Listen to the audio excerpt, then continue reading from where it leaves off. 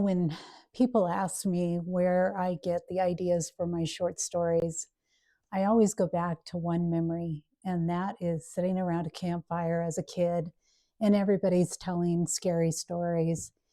And it gave you goosebumps even before the story got scary. It was just the environment, it was the trees, it was dark. You could hear the animals in the distance, the birds, and you're anticipating the jump scare or something like that to happen.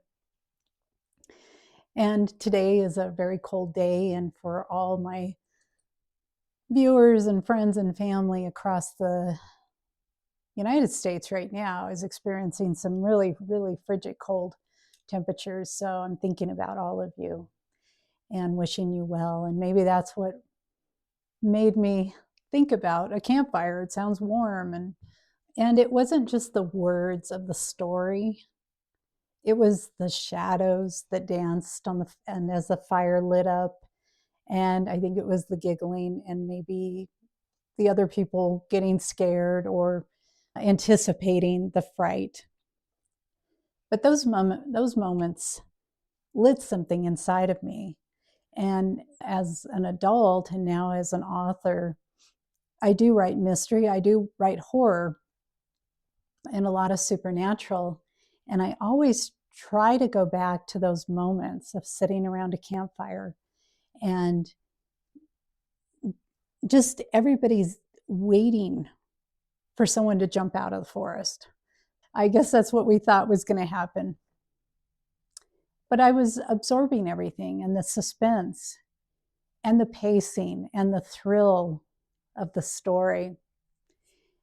And so when I write, I try to recreate that feeling because that's what I really want my readers to feel. I want you to be reading one of my books at bedtime and get that little shiver of, this is just real enough, it could be real.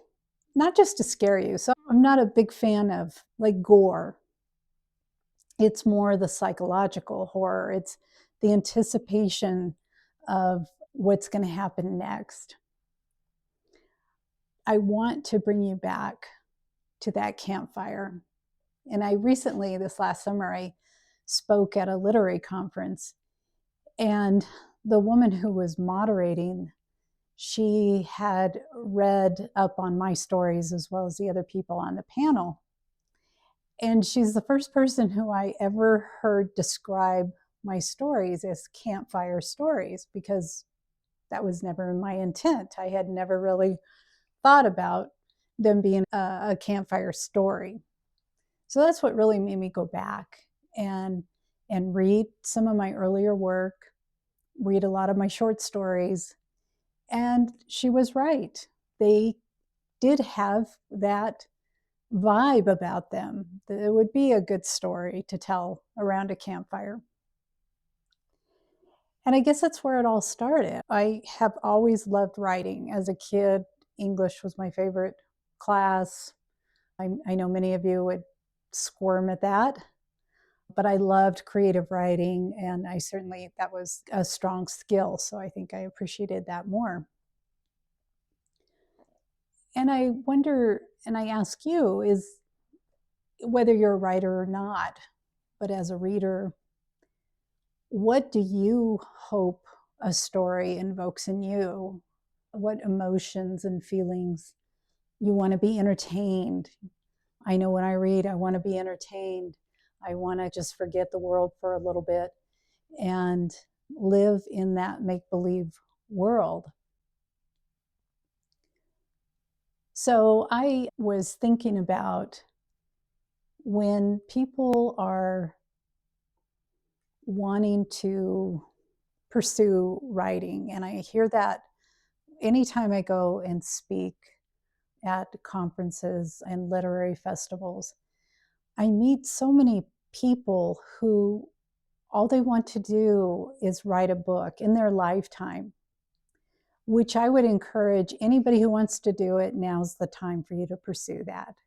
We've never had such access to creating our books, Everybody wants to get fancy software, and I'm just telling you personally, I write all my books in Microsoft Word. A lot of people love Scrivener. I have never had good luck with that. But you don't need fancy equipment, just as you don't need fancy equipment to do a YouTube video. And that's something that I've had to get used to now that having my YouTube channel is I have my phone and I have my little tripod and I do have a good microphone. And when I'm writing my books, I just have my laptop, I use Microsoft Word. But what I do spend money on in publishing, and I've both been traditionally and self-published. I've experienced both worlds. But where I do put my money is I do have a professional editor and I do have a professional cover designer. Those to me are priceless when you are wanting to publish your book. And if you're just publishing a book for yourself or to give your family as maybe an heirloom, certainly you would not have to spend a lot of money on that. But if you are pursuing an author career, those to me are two non-negotiables. This video, I wanted to describe to you what I write and how I write it, but also as a way to encourage you, if you are wanting to write a book, now is the time. Time waits for no one, as they say, and it's very true. Time does not wait for us. And it's very hard. It's hard work. I will not even sugarcoat the amount of work that goes into publishing a book. It is time consuming, especially if you're working either full-time or part-time. You have to really set aside time to write. I do write every day. I always have multiple projects I'm working on. Could be a short story. I'm working on the second novel in my Sinister Falls series. And I kind of decide what I'm going to work on, number one, with deadlines. Certain projects have deadlines.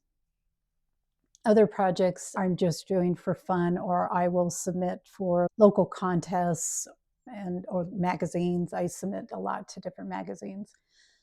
So it depends on what mood I'm in when I want to sit down and write. But I do find it's important to sit down and write every day. And whatever routine you come up with, just keep at it.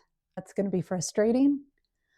But the end product is so fulfilling when you actually hold that book in your hand. And it's like, I spent a year writing this book and going back and forth with editing and cover design and publishing, and it's finally in the bookstore. And that is a great feeling, and it is a sense of accomplishment.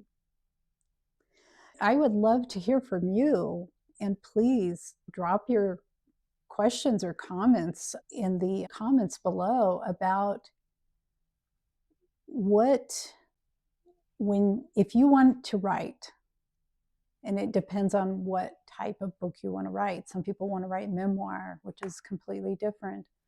They want to write fiction or nonfiction. What is it that you hope to achieve?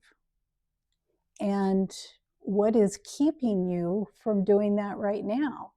And I will hopefully have an answer, or I will find an answer for you on helping you get to that point and get that momentum going to write your stories, write your poetry, short stories, whatever it is. I want to encourage you to pursue that.